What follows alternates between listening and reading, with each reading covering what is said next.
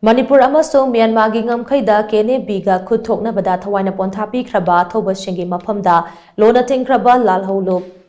Sorepa na Yaol gi Ikai Khumnaba Utlakli Amadi Awaba Phongdorakli.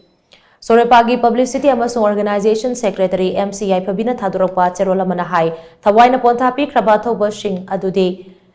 lona Thingkhraba Lup PLA gi Second Lieutenant Salam Nganba Topaming Henthoiba Maitei Lona Thingkhraba Lup Koireng Naluchingba UNLF ki Captain Chirom Cha Topaming Ravindro Amadi Lona Thingkhraba Lup KYKL ki Private Moirangthem Social Atopaming Athoubane Irei Pakiningtam Lanthengda Thawaina Pontha PIKHRABA Athoba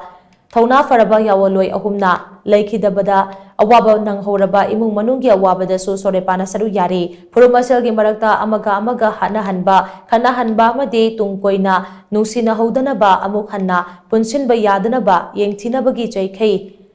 Amana Chingduna Thamba Haibasi India gi Tamthiba Lalongni Adubu Ima Leibaki Damal Thawai Thadokpa Kidana Yawoloi Pumnamakna India gi Lanmi Amadi Kene Biga Numit Kayani Lanthengnaki Akanba Lanfam Aduda India Amadi Kene Bigi Maikeda Misimina Asokapal Sathina Nanghanba Ngamkhe Asigumba Singthaningai Weraba Lanfam Asida Thawaina Pontha PIKHRABA Athoba Humgi Mafamda Sorepana Yaol gi Ikai Khumnaba Amadi Awaba Phongdorakli Hainasu Cherola Sina Makatari